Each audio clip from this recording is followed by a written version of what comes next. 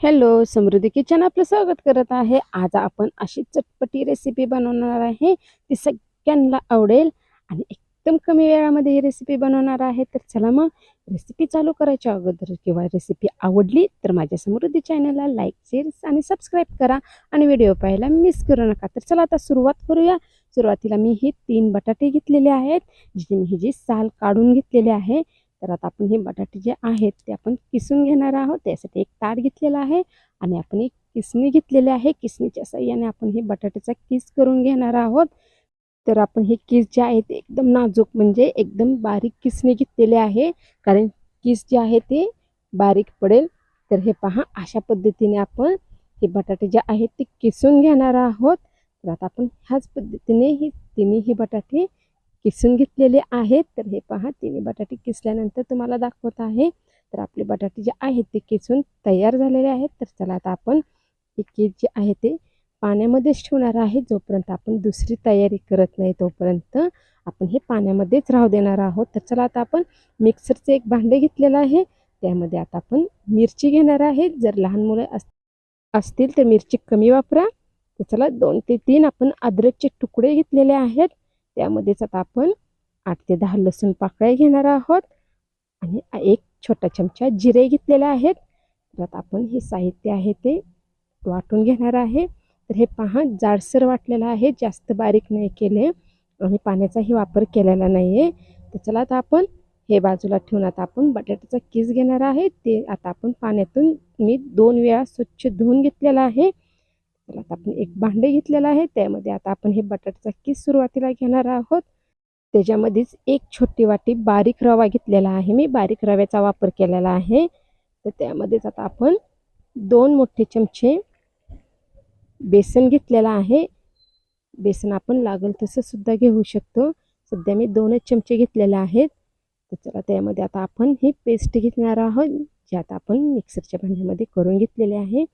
आणि आता एक छोटा चमचा मी ओवा घेणार आहे आणि ओवा आहे ते थोडासा हातामध्ये कुस्करून घ्यायचा आहे, जेणेकरून याचा स्वाद आहे ते जास्त वाढेल आणि आपले ही धिरडे जे आहे बटाटा आणि बेसन आणि रव्याचं एकदम टेस्टी होईल. तर चला थोडीशी कोथिंबीर घेतलेली आहे. त्यामध्येच आता एक छोटा चमचा अर्धा हळद घेतलेली आहे.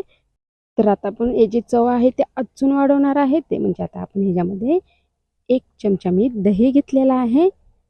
दही घेतल्यानंतर एकदम चटपटी लागेल, एकदम स्वाद येईल छान. चला आता याचा सगळ्याचा स्वाद वाढवणार आहे ते म्हणजे चवीनुसार मीठ. मी माझ्या चवीनुसार घेतलेलं आहे, तुम्ही तुमच्या चवीनुसार घ्या. आता आपण हे साहित्य आहे ते आधी मिक्स करून घेणार आहे. लगेच पाण्याचा वापर करायचा नाही आहे, कारण आपण बटाटा दही वापरलेला आहे, त्यामुळं लगेच पाणी नाही वापरायचं आणि पाणी जे आहे ते अंदाजाने वापरायचं आहे. तर हे पहा, पाणी जास्त लागणार नाही आहे, तरीसुद्धा आपण थोडा थोडा पाण्याचा वापर करायचा आहे. मी थोडंसं पाणी घेतलेलं आहे. आता पाणी घेतल्यानंतर मी पूर्णपणे मिक्स करणार आहे. तर हे पहा, एकदम गडबडीत एकदम साधी सोपी रेसिपी. आपण हे डब्याला सुद्धा लहान मुलांसाठी करू शकतो किंवा मोठ्यांसाठी सुद्धा करू शकतो, तसं काही नाही आहे, सगळीच आवडीने खातील. तर चला मग अजून आपण त्यामध्ये एक छोटा चमचा मी बेसन घेतलेला आहे. तर हे पहा, अशा पद्धतीने मी पूर्णपणे मिक्स करून घेतलेला आहे आणि एकदम खमंग असा वास ह्या सारणाचा येत आहे.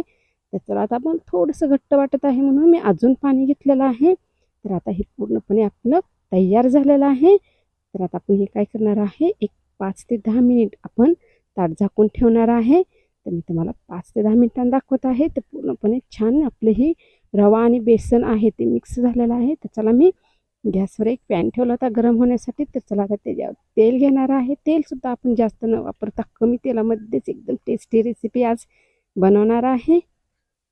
तर चला आता आपण साईज आहे ते मी माझ्या घरामध्ये लहान मुलं आहेत म्हणून एकदम छोटे छोटे ठेवत आहे. तुमच्या आवडीनुसार तुम्ही लहान मोठे ठेवू शकता. तर चला आता आपण थोडंसं तेल घेतलेलं आहे, तर त्याच्यामुळे आता आपण हे सारण घेणार आहे. हा एकदम गोल असा आकार ह्याला देणार आहोत. तर हे पहा, आणि आता आपण याच्यामध्ये थोडंसं कडेने तेल सोडणार आहोत आणि हे जास्त करून फुल गॅसवर न भाजता आपण ह्याला कमी गॅसवरच भाजायचं आहे, जेणेकरून छान भाजतील आतून सुद्धा. तर हे पहा, एकदम छान हे पलटी करून घेतलेलं आहे आणि एकदम खमंग असा वास येत आहे जसं भाजत आहे तसं. तर एकदम आपलं हे सारण जे आहे ते छान तयार झालेलं आहे. तर चला मी भाजून घेतलेला आहे, दोन्ही बाजूने एकदम खरपूस भाजलेला आहे, कारण आपण याच्यामध्ये रवा मिक्स केलेला आहे त्यामुळे एकदम क्रिस्पी होणार आहे ही. तर चला मग आता आपण एका ताटामध्ये काढून घेणार आहोत. खूपच छान वास येत आहे, एकदम खमंग असा. तर हे पहा, अशा पद्धतीने आपण हे राहिलेल्या सारणाचं बनवून घेणार आहोत. तर हे पहा, मी बनवल्यानंतर तुम्हाला दाखवत आहे. दिसायला एकदम छान दिसत आहे आणि बनवायला पण एकदम सोपी पद्धत आहे आणि आवडीने खातील. तर चला मग मी थोडीशी टेस्ट करून बघणार आहे की एकदम खमंग झालेला असणार आहे, याची खात्री आहे मला. एकदम मस्त झालेला आहे. तुम्हाला पण ही रेसिपी आवडली असेल तर नक्की तुम्ही पण ट्राय करा, नक्की तुम्हाला पण आवडेल.